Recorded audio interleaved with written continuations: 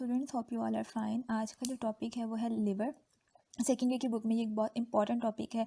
जितना इंपॉर्टेंट इसका हमारी बॉडी में रोल है उतना ही इंपॉर्टेंट इसका इस चैप्टर में रोल है कि लिवर के बगैर हम इस चैप्टर की होम्योस्टेसिस को पढ़ रहे हैं तो हम उसके अंदर हम होम्योस्टेसिस को हमारी बॉडी के अकॉर्डिंग नहीं समझ सकते जब तक हम लिवर को डिस्कस ना करें।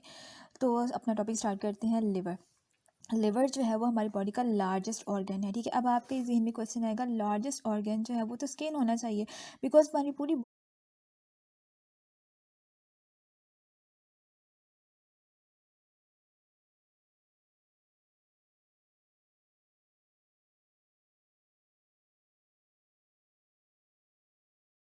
की बात कर रहे हैं और उसके फंक्शन के अकॉर्डिंग जो इतने वाइटल फंक्शन वो परफॉर्म करता है उसके अकॉर्डिंग हम बात कर रहे हैं, तो उस केस में हमारे पास जो लिवर जो है वो लार्जेस्ट ऑर्गन है।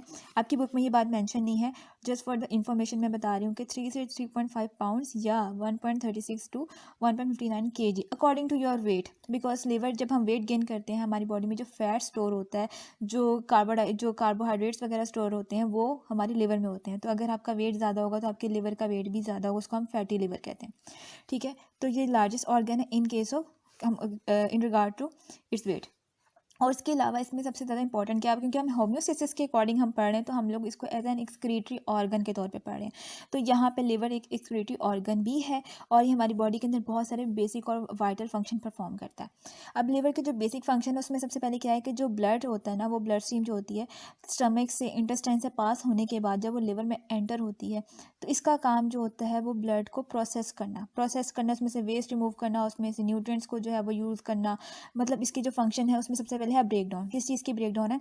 जो वहाँ पे मॉलिक्यूल्स हैं बड़े, जैसे अब कार्बोहाइड्रेट्स है, प्रोटीन है, फैट्स, ये बड़े बड़े मॉलिक्यूल हमारे सेल एब्जॉर्ब नहीं कर सकते, तो इनकी ब्रेक डाउन करना, इनको स्मॉलर पार्टिकल्स में कन्वर्ट करना ताकि क्या हो, हमारे सेल इनको ईजिली एब्जॉर्ब करें और न्यूट्रिएंट्स को जो है वो अवेल करें। The second is balancing the pH. Blood की पीएच बहुत इंपॉर्टेंट है। ठीक है, अगर ब्लड की पीएच नॉर्मल नहीं होगी तो क्या होगा कि वहाँ ब्लड जो अपना फंक्शन परफॉर्म नहीं कर सकेगा। हर टिश्यू, हमारे बॉडी का हर टिश्यू, हर सेल ब्लड की पीएच नॉर्मल ना होने की वजह से डैमेज हो सकता है। हमारी बॉडी में जो ब्लड है उसकी पीएच होती है 7.35 से 7.4।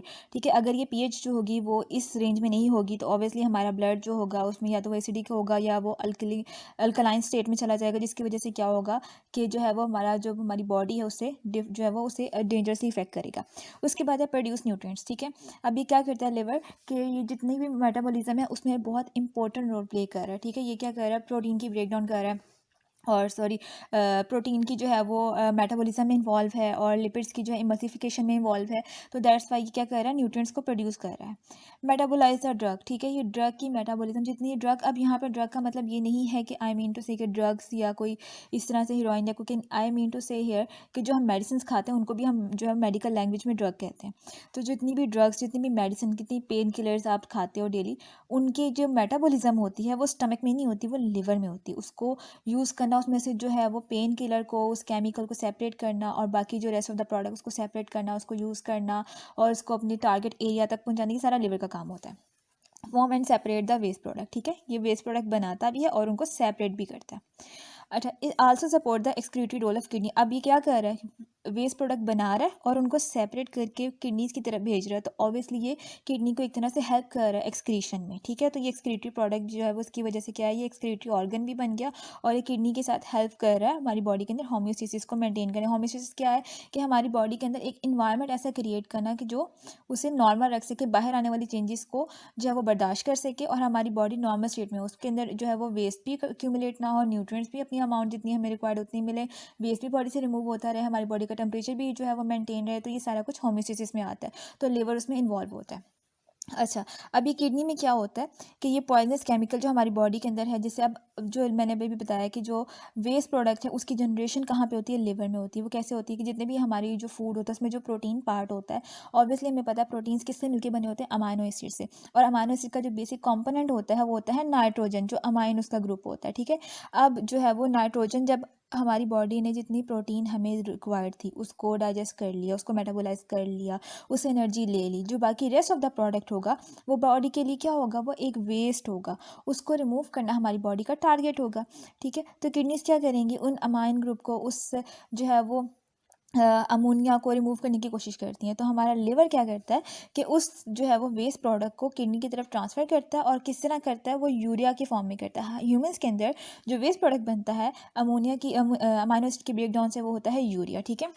अच्छा, अब यहाँ पे क्वेश्चन आएगा कि यूरिया क्यों होता है।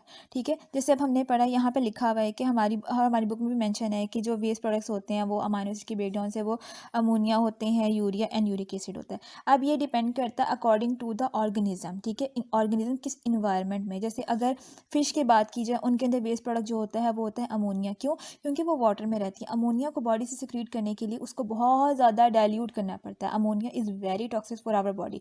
तो अगर हमने उसको बॉडी से रिमूव करना है, तो ऑब्वियसली हमें उसको बहुत ज़्यादा जो है वो डाइल्यूट फॉर्म में निकालना है, और उसके लिए हमें बहुत ज़्यादा वाटर रिक्वायर्ड है। अगर हम अपनी बॉडी से, जैसे अगर हम ह्यूमन की बात करते हैं, अगर हमारे अंदर अमोनिया जो है वो हमारा वेस्ट प्रोडक्ट होता है, हमें बहुत ज़्यादा अपनी बॉडी का जो वाटर कंटेंट है उसके निकालना पड़ेगा अमोनिया के साथ। ठीक है, उसको डाइल्यूट करने के लिए, ताकि क्योंकि अमोनिया बाकी बॉडी को जो है वो डैमेज ना करे।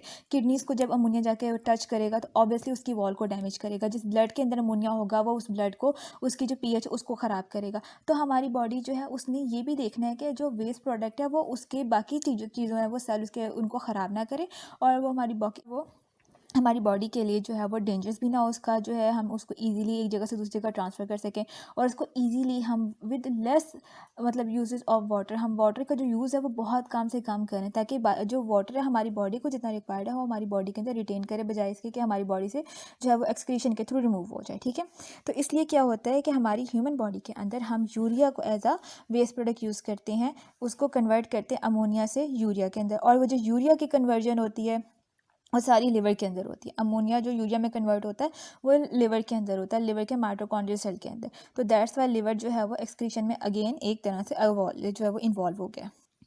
अब यहाँ पे भी जी मैं आपको वो जो रीज़न बता रही थी कि वाटर हमें कितना रिक्वायर्ड होता है, अमोनिया को डाइल्यूट करना होता है।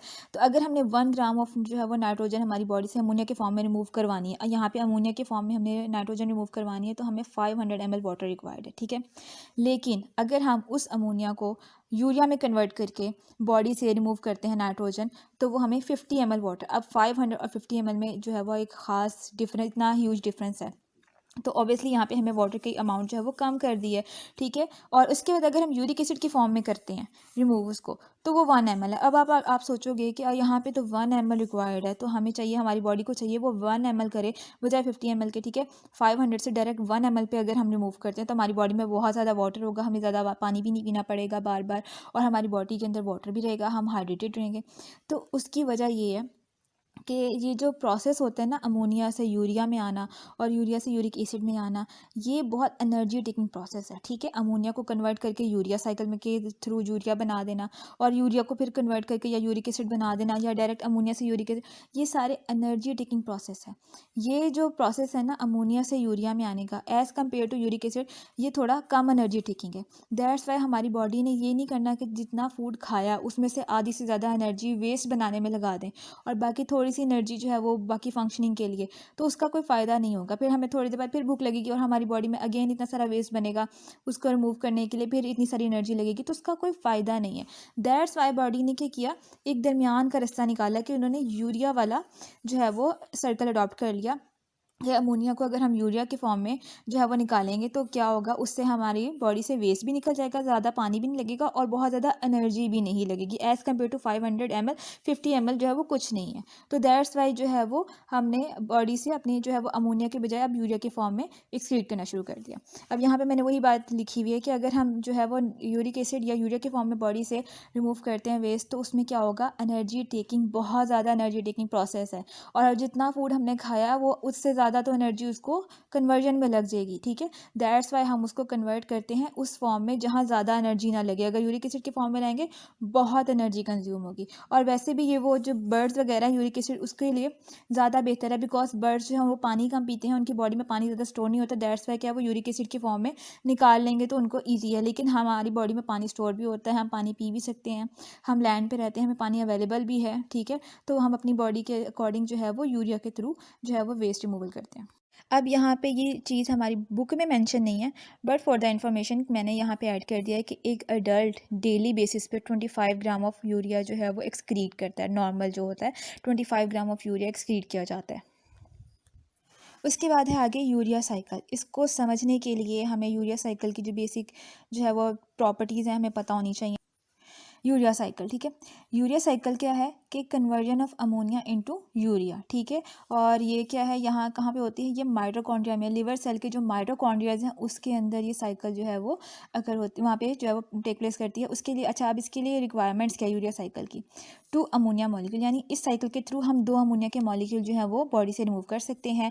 1 carbon dioxide molecule, a non-proteinogenic amino acid precursor, the ornithine। अब मैं बताती हूँ ये ऑर्निथिन क्या है। ये एक प्रिकर्सर, प्रिकर्सर क्या है? प्रिकर्सर कहते हैं एक ऐसा मॉलिक्यूल, एक ऐसी चीज़ जो अगली चीज़ों को बनाने में हेल्प करे, ठीक है। अब ये यूरिया साइकिल में जो है वो क्या है कि ऑर्निथिन एक प्रिकर्सर है। वो ये क्या कर रहा है, वो जो आगे यूरिया बनना है उसके बनने में, जो प्रोसेस को स्टार्ट करने में हेल्प करता है, ठीक है। अब ये एक अमाइनो एसिड है। अब आप लोग सोचोगे यहाँ पे कि अमाइनो एसिड है और प्रोटीन कैसे नहीं बना सकते, ये तो प्रोटीन बनाने में इन्वॉल्व होगा। नॉन प्रोटीनोजेनिक का मतलब है जो कि प्रोटीन की सिंथेसिस में इन्वॉल्व नहीं है, ठीक है। प्रोटीनोजेनिक का मतलब होता है प्रोटीन बनाने वाला, एंड नॉन का मतलब हो गया जो नहीं बनाता, ठीक है। ये एक ऐसा अमाइनो एसिड है जो अमाइनो एसिड की फॉर्म में रहना पसंद करता है, यानी उसकी चेन बनाने में, पॉलीपेप्टाइड बनाने में इन्वॉल्व नहीं होता। दैट्स वाई क्या है, हम इसे एज अ प्रिकर्सर यूज़ कर सकते हैं प्रोटीन की जो है वो मेटाबॉलिज्म में। और उसके बाद ये कहाँ कहाँ मौजूद होता है, ये जो हम मीट खाते हैं, फ़िश होती है, डेयरी यानी जो मिल्क वगैरह और एग्स में ये मतलब मेन फाउंड होता है, वहाँ पे मेनली जो है ना कॉन्स्टिट्यूएंट होता है उनका। लेकिन हमारी बॉडी के अंदर भी प्रोड्यूस होता है, क्यों? ताकि यूरिया साइकिल हो सके, ठीक है। उसके लिए हमारी बॉडी भी ऑर्निथिन को प्रोड्यूस करती है। अच्छा, अब यहाँ पे क्या है, ऑर्निथिन हमने अभी पढ़ा, एक 2 अमाइनो अमोनिया के मॉलिक्यूल और एक कार्बन डाइऑक्साइड का मॉलिक्यूल जब ये कंबाइन करते हैं तो एक और जो है वो अल्फ़ा अमाइनो एसिड। अब अल्फ़ा अमाइनो एसिड क्या होता है? अल्फ़ा अमाइनो एसिड का मतलब होता है एक अमाइनो एसिड का वो स्ट्रक्चर, वो मॉलिक्यूल जिसमें जो कार्बोक्सिल ग्रुप और जो अमाइन ग्रुप होते हैं वो अल्फ़ा कार्बन, यानी जो दरमियान का ये जो होता है ना स्ट्रक्चर, ये क्या है, ये एक रीढ़ की हड्डी है, स्पाइन की तरह ये एक्ट कर रहा है पूरे स्ट्रक्चर को मेंटेन के लिए। इसको हम कहते हैं अल्फ़ा कार्बन। अगर इसके साथ एक और कार्बन होती और उसके ऊपर जो है वो कार्बोक्सिल जो है वो अटैच होता, तो हमने इसको कहना था कि अल्फ़ा कार्बन अमाइनो एसिड नहीं है। लेकिन यहाँ पे क्या है, वो डायरेक्टली कार्बन जो है वो जो कार्बोक्सिल का जो कार्बन है वो यहाँ पे जो है वो कार्बन के साथ अटैच है, इसको हम कहते हैं अल्फ़ा कार्बन, जो कि क्या है, वो मेन जो है वो कार्बन है इस पूरे स्ट्रक्चर का, ठीक है। तो ये दोनों कंबाइन करते हैं जब ऑर्निथिन के साथ, तो फिर यहाँ पे कन्वर्ट हो जाता है सिट्रोलिन। सिट्रोलिन के अंदर जो सेकंड हमने क्या कहा था, 2 अमोनिया के मॉलिक्यूल, एक अमोनिया का मॉलिक्यूल यहाँ है और यहाँ पे अगला सिट्रोलिन के साथ कंबाइन करता है। तो फिर यहाँ पे क्या होता है कि यहाँ पे आर्जिनिनो सक्सिनेट, यानी सिट्रोलिन के अंदर एक और अमाइन हम अगर हम ऐड कर देते हैं, तो सिट्रोलिन में जब अमोनिया ऐड हुआ तो ये कन्वर्ट हो गया आर्जिनिनो सक्सिनेट में। अब यहाँ पे एक एंजाइम जो है वो इस यहाँ पे अटैच होता है आर्जिनिनो सक्सिनेट के साथ, आर्जिनिनो सक्सिनेस। अब नेस का मतलब जहाँ ASE आ जाता है, इसका मतलब है यहाँ पे एंजाइम, एंजाइम की बात की जा रही है। किसी भी एंजाइम का जो नेम होता है उसके एंड पे ASE लगता है, ठीक है। आर्जिनिनो सक्सिनेस, इट मीन्स कि ये क्या करता है, आर्जिनिनो सक्सिनेट के ऊपर अटैक करता है और क्या करता है, इसको कन्वर्ट, इसमें से एक बाय प्रोडक्ट निकलता है, इसको हम कहते हैं मेटाबोलाइट, ठीक है। मेटाबोलाइट का मतलब है वो प्रोडक्ट, वो केमिकल, वो सब्सटेंस जो किसी मेटाबॉलिज्म के जो है प्रोसेस के अंदर प्रोड्यूस हो, उसको हम कहते हैं मेटाबोलाइट। तो वो जो मेटाबोलाइट होता है वो है फ्यूमारेट, और मेटाबोलाइट बन, ये एक फ्यूमारेट का मॉलिक्यूल बनने के साथ साथ आर्जिनिनो सक्सिनेट कन्वर्ट हो जाता है आर्जिनिन में, ठीक है। अब ये जो आर्जिनिन है इसके ऊपर जो है वो आर्जिनेस अटैक करता है, ठीक है। ये दूसरा एंजाइम है। यहाँ पे कितने एंजाइम यूज़ हो रहे हैं, आर्जिनिनो सक्सिनेस और आर्जिनेस, ठीक है। ये दोनों एंजाइम क्या कर रहे हैं, कन्वर्ट कर रहे हैं आर्जिनिनो सक्सिनेट को आर्जिनिन में, और आर्जिनिन की फर्दर ब्रेकडाउन से उसको कन्वर्ट किया गया है इनटू द यूरिया, ठीक है। अब यहाँ पे यूरिया बन गया, और ये जो हमारा जो यहाँ पे प्रोसेस था, जो हमारी जो टारगेट था इस पूरी साइकिल का अचीव करना, वो क्या था, यूरिया की formation with the help of A carbon dioxide molecule, 2 ammonia molecules और ऑर्निथिन। अब जो आर्जिनिन के अंदर से जब यूरिया निकल जाएगा तो पीछे जो स्ट्रक्चर बचेगा उसे हम कहते हैं ऑर्निथिन, यानी वो अगेन अगली साइकिल के लिए जो ऑर्निथिन है वो दोबारा से वापस आ जाएगा। उसके अंदर अमोनिया और कार्बन डाइऑक्साइड दोबारा ऐड होंगे, वो सिट्रोलिन में कन्वर्ट हो जाएंगे। सिट्रोलिन के अंदर जब दूसरा अमोनिया ऐड होगा तो आर्जिनिनो सक्सिनेट बनेगा। उसके ऊपर एक एंजाइम अटैक करेगा आर्जिनिनो सक्सिनेस, जिससे क्या होगा कि वो सक्सिनेट जो है वो ग्रुप उतर जाएगा और वो अब सक्सीनेस यानी वो सक्सीनेट वाला ग्रुप उतारने के लिए ये एंजाइम अटैक करता है और वो आर्जिनिन बन जाएगा। और आर्जिनेज क्या करेगा, उस आर्जिनिन में से यूरिया को रिमूव कर देगा, यूरिया वाला पोर्शन, और जो बाकी पोर्शन बचेगा उसको हम कहते हैं ऑर्निथिन। ठीक है, वो ऑर्निथिन दोबारा से साइकिल में ऐड होगा और अगला जो है वो अगले 2 अमोनिया के मॉलिक्यूल जो हैं वो इसी तरह यूरिया में कन्वर्ट होकर बॉडी से निकल जाएंगे। अब यूरिया साइकिल के बाद जो अदर फंक्शंस हैं लिवर के, ठीक है, जो अब एक तो था मोस्ट इंपॉर्टेंट यूरिया साइकिल जो कि एक्सक्रीशन के लिए इन्वॉल्व था। इसके अलावा होम्योस्टेसिस में कौन से फंक्शन है लिवर के, अब हम उस पर भी ज़रा नज़र डालते हैं। सबसे पहले है सिंथेसिस। सिंथेसिस यानी प्रोडक्शन किसकी, नाइट्रोजनस वेस्ट की, उसमें अमोनिया, यूरिया, यूरिक एसिड, ये सब कुछ बनता है। लेकिन हमारी बॉडी में जो यूरिया बनता है वो बनता है यूरिया। ठीक है, वो कैसे, यूरिया साइकिल के थ्रू। ठीक है, और इससे क्या होता है कि होम्योस्टेसिस में हेल्प कर रही है हमारी किडनी की, ताकि हमारी किडनी जो है वो उसके वेस्ट बना के उनकी तरफ भेजती है लिवर, और लिवर से फिर जो वेस्ट जाता है वो किडनी क्या करती है, उसको एक्सक्रीट करती है। The second thing is plasma proteins. ठीक है, हमारी बॉडी की जितनी प्लाज्मा प्रोटीन्स होती हैं, प्लाज्मा क्या होता है, हाँ, हमारे ब्लड का जो मोस्ट जो है ना पार्ट होता है वो है प्लाज्मा। प्लाज्मा क्या होता है, येलो कलर का, वाइटिश येलो कलर का जो एक लिक्विड होता है। यानी ये ब्लड सेल के अलावा जो हमारे ब्लड के अंदर कॉन्स्टिट्यूएंट्स होता है उसमें प्लाज्मा सबसे ज़्यादा इंपॉर्टेंट है और सबसे ज़्यादा क्वांटिटी में मौजूद होता है। और इसका फंक्शन होता है हार्मोन्स को, न्यूट्रिएंट्स को, वेस्ट को होल्ड करना। ठीक है, तो अच्छा, प्लाज्मा के अंदर जो प्रोटीन्स होती हैं वो प्रोथ्रोम्बिन जो है वो प्रोटीन होती है ब्लड क्लॉटिंग के लिए। जहाँ पे भी हमें ज़ख्म लगता है, चोट लगती है, ब्लड वहाँ से निकलता है, तो ये जो प्रोटीन होती है हमारे प्लाज्मा के अंदर मौजूद होती है। ठीक है, प्लाज्मा का काम होता है इन प्रोटीन्स को, हार्मोन्स को, ठीक है, एंजाइम्स वगैरह को, पानी को होल्ड करके रखना। तो ये उसके अंदर जो प्रोटीन मौजूद होती है जो क्या करती है, ब्लड को क्लॉट करती है। फिब्रिनोजिन, ठीक है, ये इसकी जो इसका जो स्ट्रक्चर होता है ना वो फाइबर की तरह होता है। ठीक है, इस तरह का फाइबर जिस तरह के लंबे लंबे स्ट्रैंड्स होते हैं उनको कहते हैं। तो फिब्रिनोजिन का मतलब है फाइबर की तरह की प्रोटीन्स। और इनका क्या, हम जैसे हमने पढ़ा था पिछली क्लास में फर्स्ट ईयर में, कि प्रोटीन जो उनकी डिफरेंट जो होती हैं, एक फाइब्रस होती हैं और जो दूसरी होती हैं वो, और दूसरी जो होती हैं वो ग्लोबुलर प्रोटीन्स होती हैं। तो ये फाइबर प्रोटीन्स होती हैं और इनका काम भी अगेन ब्लड क्लॉटिंग में होता है।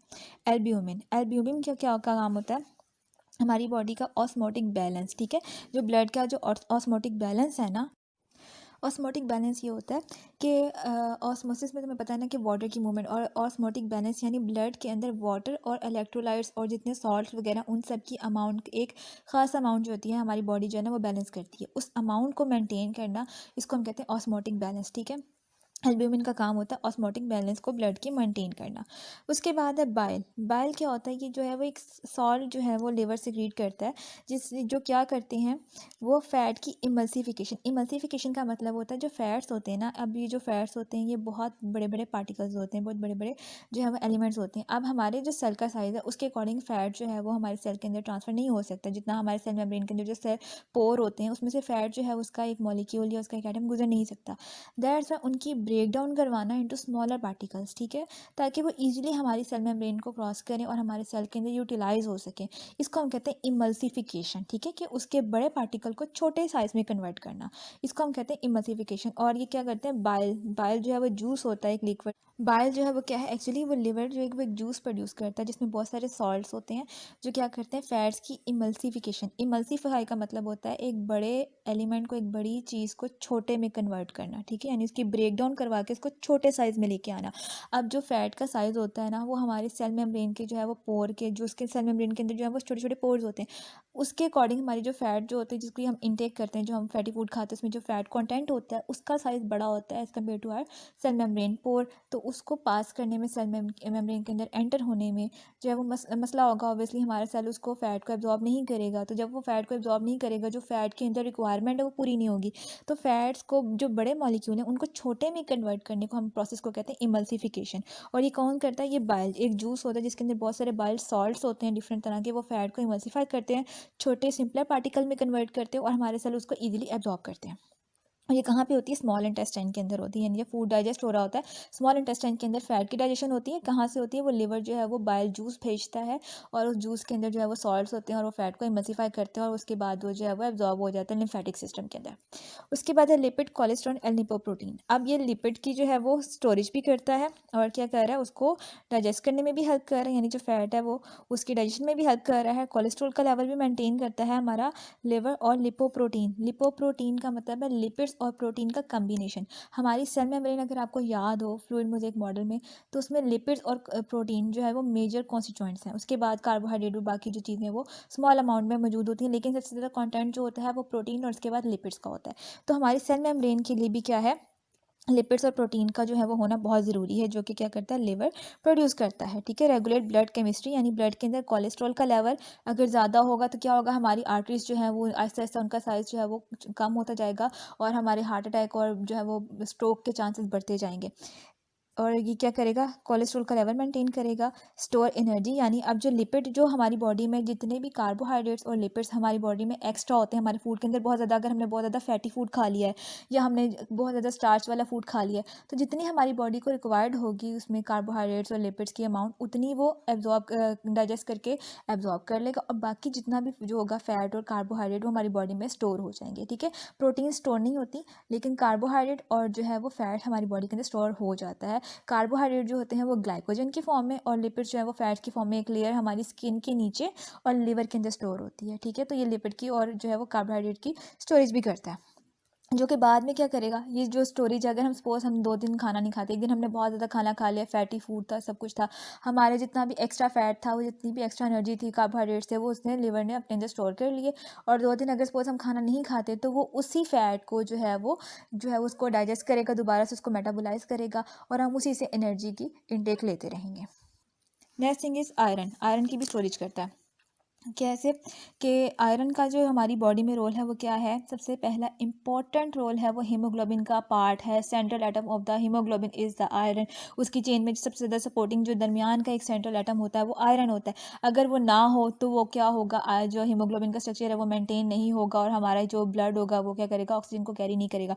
तो आयरन जो है उसका जो है वो इंपॉर्टेंट रोल हमारी बॉडी के अंदर सबसे पहले है वो ब्लड को कैरी करना। ठीक है, ऑक्सीजन को कैरी करना।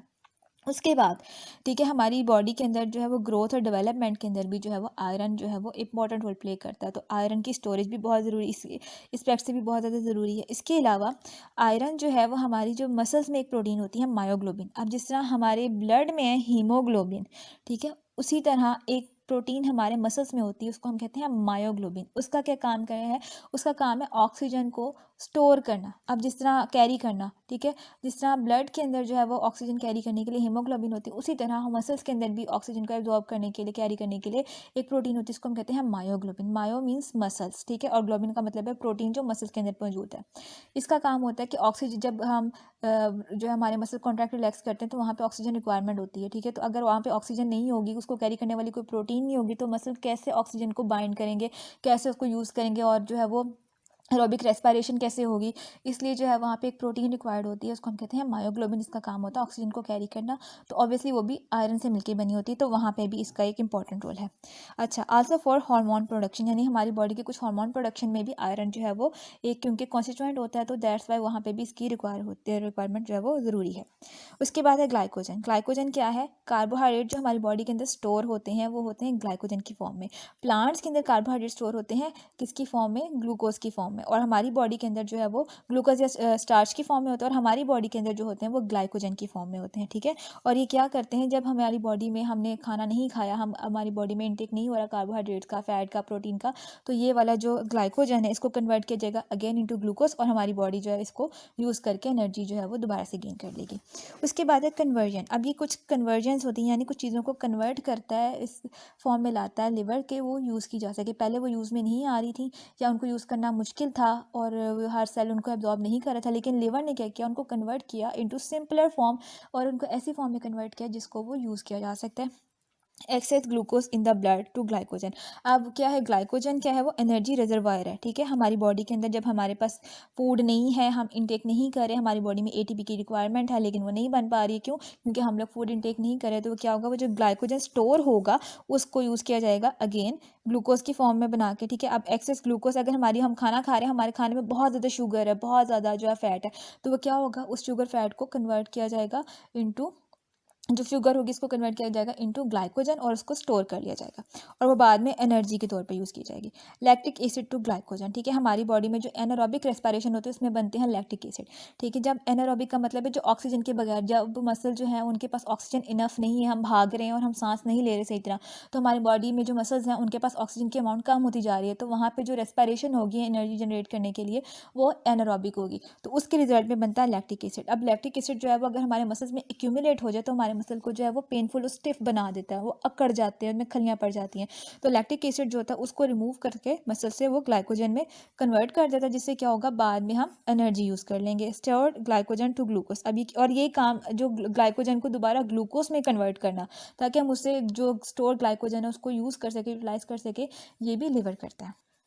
उसके बाद है रिसाइकलिंग, ठीक है। कुछ चीज़ें ऐसी भी हैं हमारी बॉडी के अंदर जो रिसाइकल हो सकती हैं, ठीक है, दोबारा यूज़ हो सकती हैं, उनको रिसाइकल करना भी लिवर का काम है, ठीक है। जैसे contents of the old red blood cell, ठीक है। अब रेड ब्लड सेल जो है यानी इसके अंदर जो हीमोग्लोबिन वगैरह वाला पार्ट है उसमें जो आयरन है वो आयरन दोबारा हमारे, अभी हमने पढ़ा है कि आयरन को स्टोर करता है, तो हमारी बॉडी में जो आयरन जब हर जो है वो 4 महीने के बाद ब्लड जो होता है वो उसके जितने पुराने ब्लड सेल होते हैं उनकी ब्रेक डाउन करवाई जाती है, वो जो आयरन होता है वो दोबारा लिवर में जाता है, लिवर उसको स्टोर, जो एक्सेस होता है उसको स्टोर कर लेता है और जो हमारे यूज़ के लिए रिक्वायर्ड होता है उसको स्टेम सेल हमारे बोन मैरो के पास भेज देता है, वहाँ पे रेड ब्लड सेल जो है वो बनते हैं, तो उनमें दोबारा वो आयरन यूज़ हो जाता है। तो ये क्या करता है, रिसाइकल करने में हेल्प करता है, ठीक है। और आयरन अगेन वो क्या करेगा, हीमोग्लोबिन बनाने में हेल्प करेगा और उससे हमारे टिश्यू जो है वो ऑक्सीजनेशन हो जाएगी उनकी।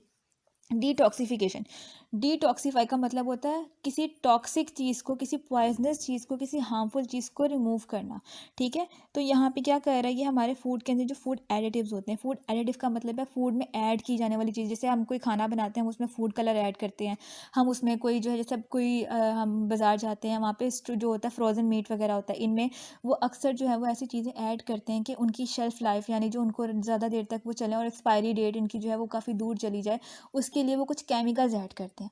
अब उनको हमारे फूड से सेपरेट करना और उनको एक एज अ वेस्ट कंसीडर करना लिवर का काम है कि ये हमारे फूड का हिस्सा नहीं है, ठीक है। जो मोस्टली हम जो है वो पिकल्स वगैरह खाते हैं या मीट टेंडराइजर जो होते हैं उनमें क्या होता है, कुछ हार्मफुल सब्सटेंसेस भी होते हैं जो हमारी बॉडी के लिए हार्मफुल है, उनको हमारी बॉडी से सेपरेट करना, उसको एक्सक्रीट करना, उसको हमारे फूड से सेपरेट करना लिवर का काम होता है, ठीक है। फूड एडिटिव्स को, पेस्टिसाइड जो हम फल खाते हैं, सब्जियां खाते हैं, इनके ऊपर पेस्टिसाइड्स का स्प्रे हुआ होता है, तो उसको रिमूव करना और हमारे जो न्यूट्रिएंट्स हैं उनको सेपरेट करना, ये भी लिवर का काम है।